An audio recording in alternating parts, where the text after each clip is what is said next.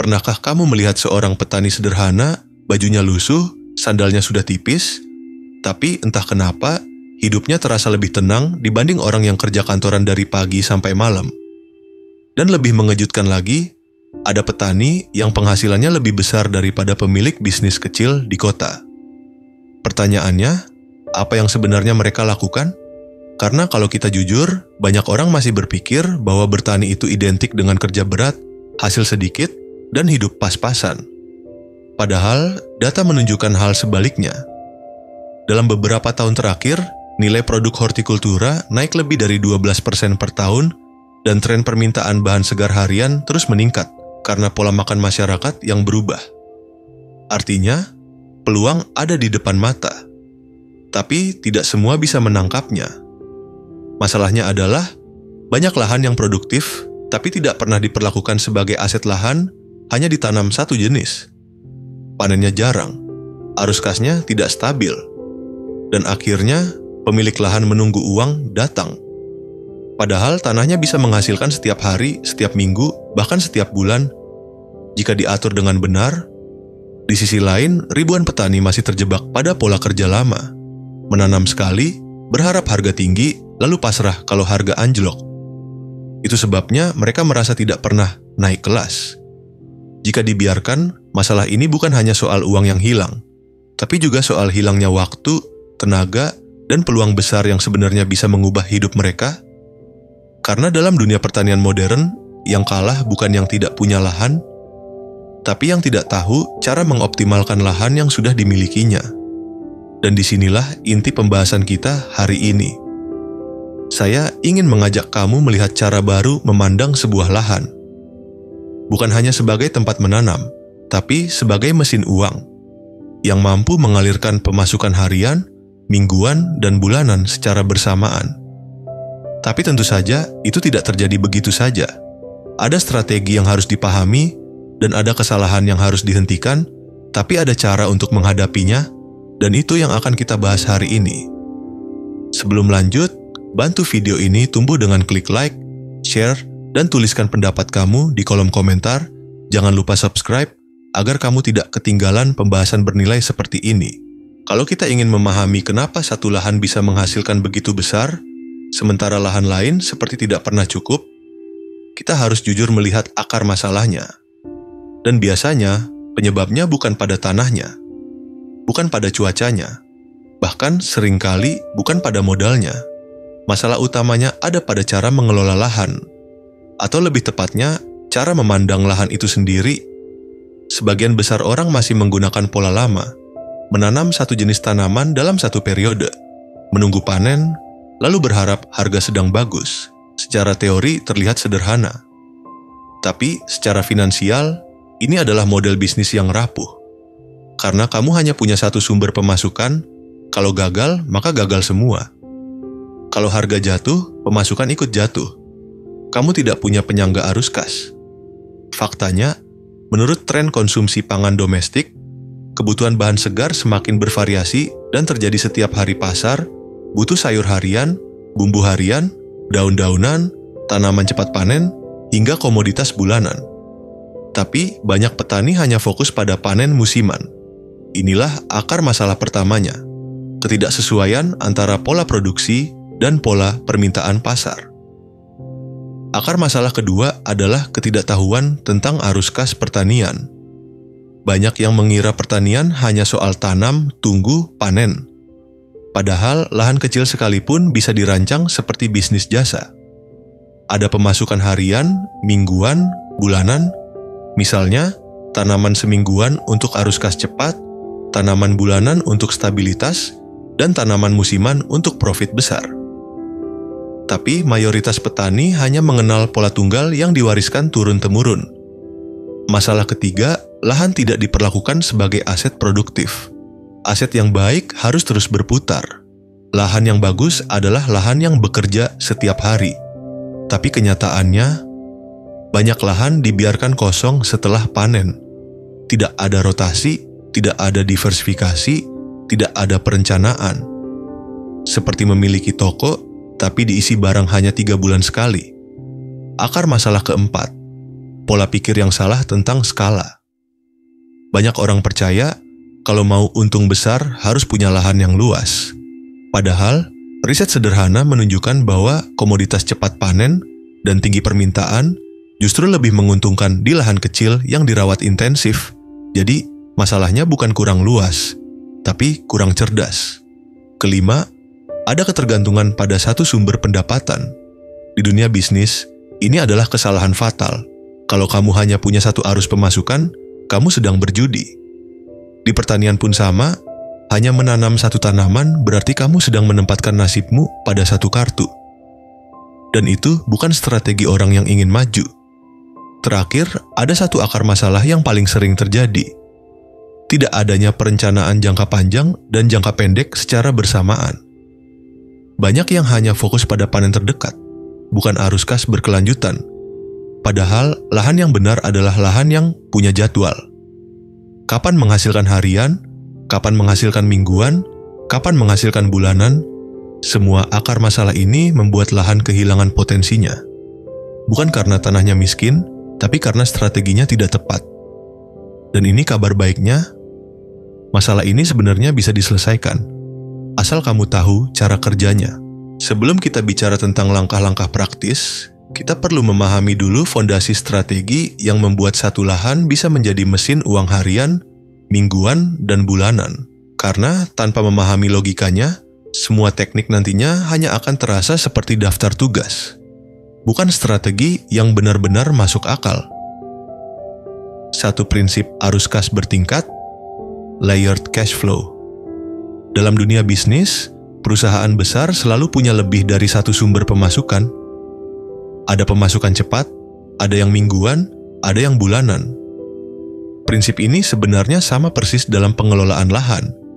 3 lapis arus kas itu adalah 1. Cash flow harian, tanaman super cepat tumbuh, permintaan tinggi, kangkung, bayam, daun bawang, selada. 2. Cash flow mingguan, tanaman yang membutuhkan 2-4 minggu, seperti pakcoy, caisim, microgreens tertentu, atau tanaman bumbu.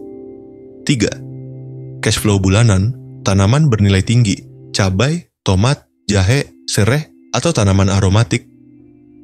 Logikanya sederhana. Jika satu lapisan terlambat panen, lapisan lainnya tetap memberi pemasukan. Hasilnya, arus kas stabil, bukan lagi menunggu satu panen besar yang sifatnya spekulatif. 2. Prinsip rotasi produksi, production rotation logic. Banyak petani gagal bukan karena tidak pandai menanam, tapi karena tidak punya ritme. Lahan yang baik harus terus bekerja tanpa jeda panjang. Kerangka rotasinya seperti ini, setiap minggu ada tanaman yang masuk, ditanam. Setiap minggu ada tanaman yang keluar, dipanen. Setiap minggu ada ruang yang langsung terisi ulang, disiapkan. Bayangkan seperti pabrik kecil, selalu ada barang masuk, diproses, dan keluar. Ketika kita mulai melihat lahan sebagai sistem produksi, bukan sekadar tanah, semuanya berubah. Lahan kecil sekalipun bisa menghasilkan 3-5 kali lipat lebih efektif. 3. Prinsip diversifikasi cerdas, smart diversification. Diversifikasi itu bukan soal banyak-banyakan jenis tanaman. Diversifikasi yang benar adalah mengatur kombinasi tanaman berdasarkan waktu panen, kebutuhan pasar, dan resikonya. Contoh sederhana, kamu tanam kangkung, harian, pakcoy, mingguan, dan cabai, bulanan secara bersamaan. Artinya, kamu punya barang yang dicari pedagang harian, pasar mingguan, dan pengepul bulanan. Diversifikasi ini membuat risiko jatuhnya harga satu komoditas tidak akan mengguncang total pemasukanmu. Lahan kecil pun bisa memiliki portfolio seperti investor yang cerdas. 4. Prinsip supply demand lokal, local market logic. Ada kesalahan besar yang sering terjadi, menanam mengikuti tren nasional. Padahal pasar yang paling stabil adalah pasar lokal di radius 3-10 km dari lahan. Logikanya begini. Permintaan di warung sayur tidak pernah berhenti. Pedagang kecil butuh suplai rutin. Pembeli harian butuh sayuran segar, rumah makan butuh pasokan stabil. Jika kamu mengikuti irama permintaan lokal, bukan tren viral, maka lahanmu bisa selalu mencetak uang kapanpun.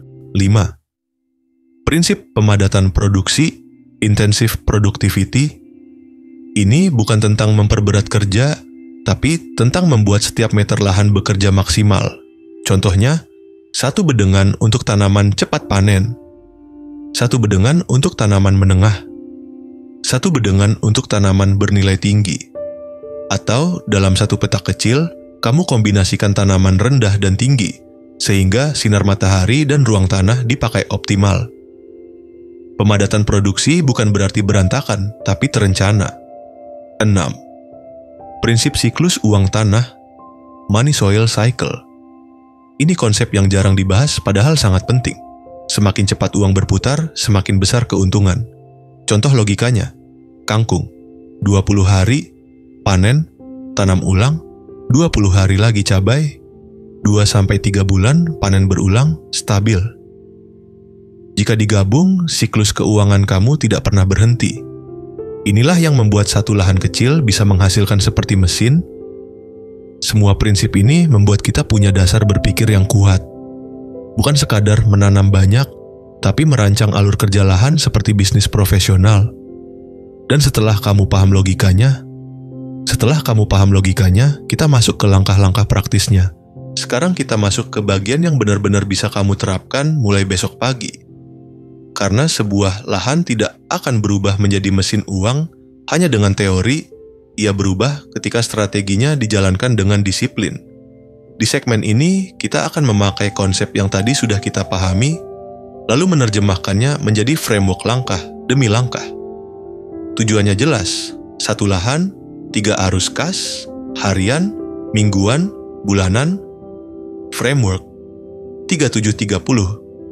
Kerangka ini saya buat agar kamu mudah mengingat dan mudah menjalankan. 3. Arus kas harian, tanaman 3-10 hari. 7. Arus kas mingguan, tanaman 2-4 minggu. 30. Arus kas bulanan, tanaman 2-3 bulan. Dengan pola ini, kamu bisa membangun jadwal panen berlapis tanpa bingung. Langkah 1. Petakan lahan menjadi 3 zona produksi.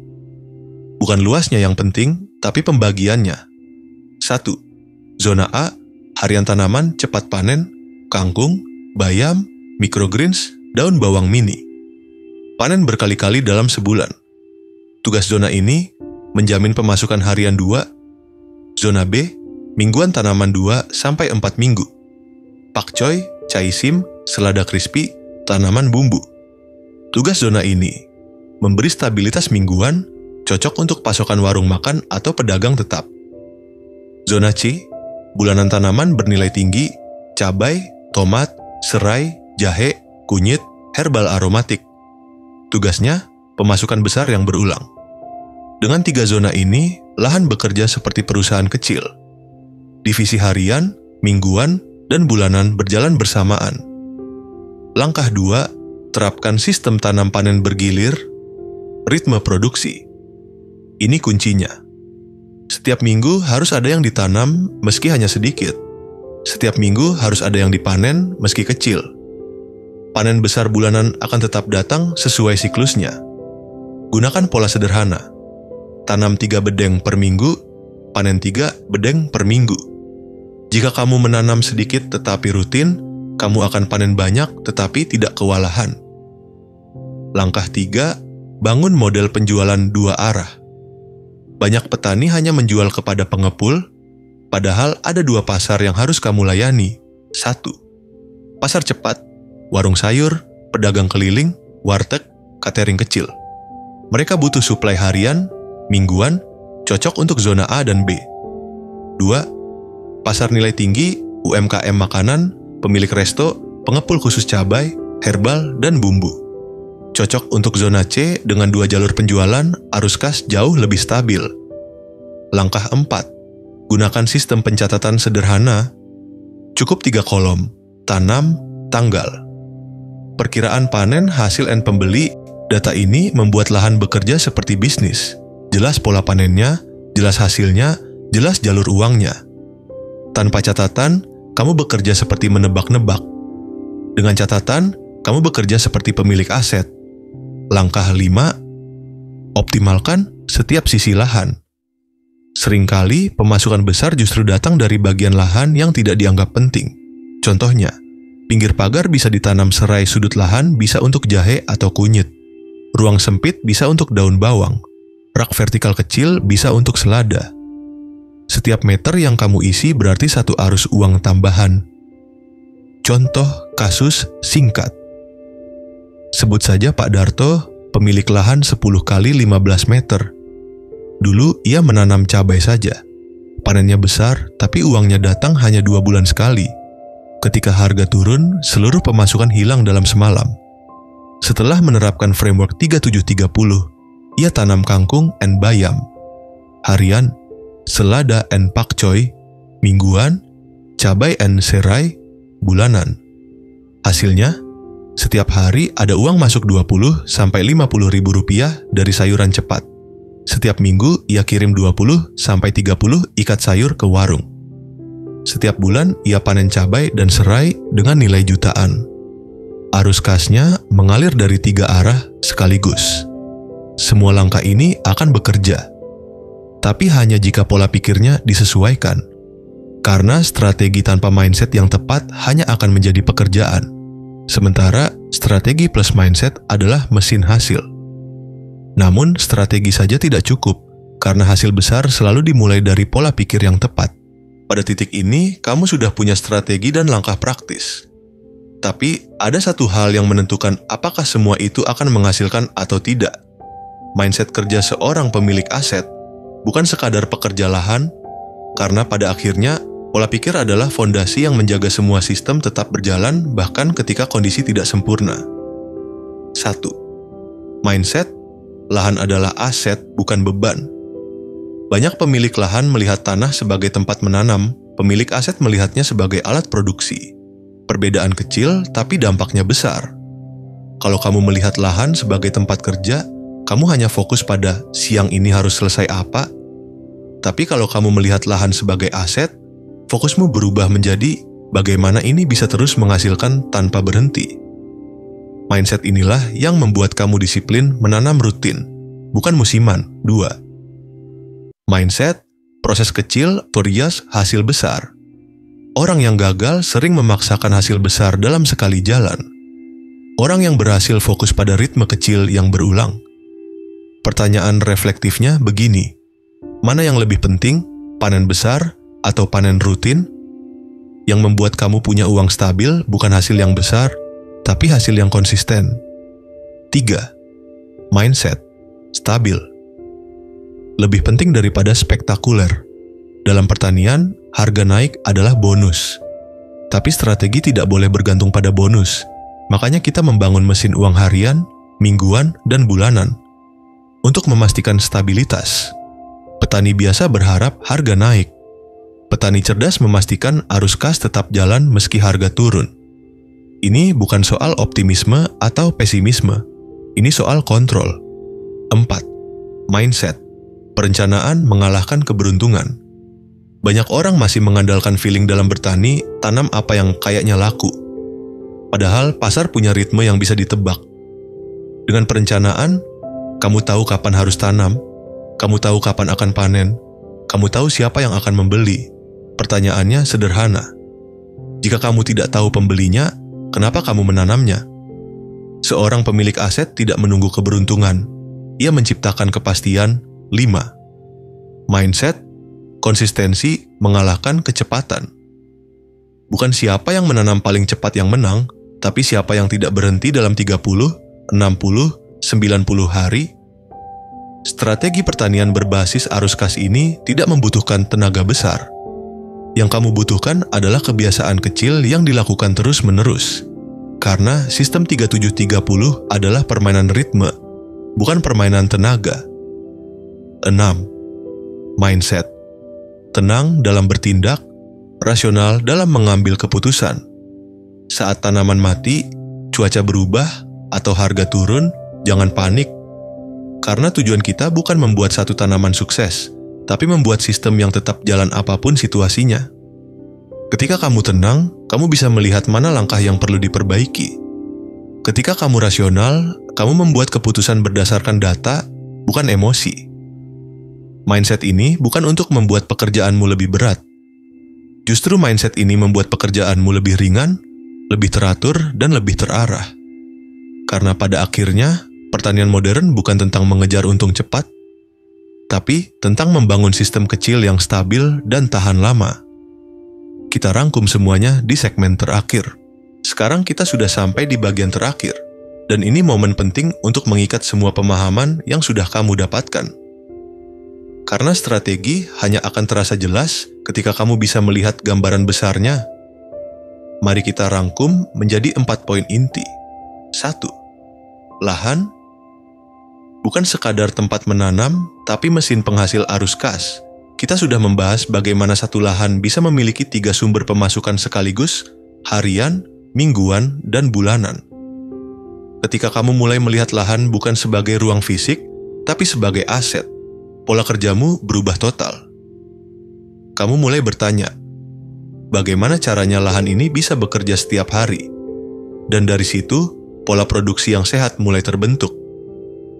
2. Sistem 37-30 adalah kunci mengalirnya uang secara stabil. Framework ini memastikan kamu tidak bergantung pada satu jenis tanaman atau satu waktu panen. Ada hasil cepat dari tanaman harian, ada pemasukan stabil mingguan, dan ada keuntungan besar dari panen bulanan. Dengan ritme tanam panennya, lahanmu menjadi seperti pabrik kecil yang tidak pernah berhenti bekerja. 3. Strategi tanpa mindset akan gagal di tengah jalan. Kamu sudah belajar bahwa pola pikir petani biasa dan petani cerdas sangat berbeda. Yang pertama, fokus pada panen besar. Yang kedua, fokus pada panen berulang. Konsistensi, perencanaan sederhana, dan cara pandang bahwa lahan adalah aset adalah fondasi yang membuat strategi ini bertahan lama. 4. Setiap meter lahan bernilai selama kamu merencanakannya. Dari pinggir pagar yang bisa jadi ladang serai, sampai sudut kecil yang bisa ditanami daun bawang, setiap meter bisa menghasilkan bila diarahkan. Tidak perlu menunggu punya lahan luas untuk mulai. Yang kamu butuhkan adalah sistem dan disiplin. Kalau semua langkah ini kamu terapkan, bukan hanya penghasilanmu yang meningkat, tapi juga rasa tenangmu, karena kamu tahu ada arus uang yang mengalir dari berbagai arah, tidak lagi bergantung pada satu jenis panen dan satu harga pasar. Sekarang saya ingin mengajak kamu refleksi sebentar. Dari 3 arus, kas, harian, mingguan, bulanan, mana yang paling ingin kamu bangun dulu di lahanmu? Tulis jawabanmu di kolom komentar. Karena dengan menuliskannya, kamu sedang memulai langkah pertamamu. Jangan lupa like, share, dan subscribe jika kamu merasa naskah ini memberi nilai. Dan ingat, dalam dunia bisnis dan investasi, bukan siapa yang paling cepat yang menang, tapi siapa yang paling paham arah langkahnya.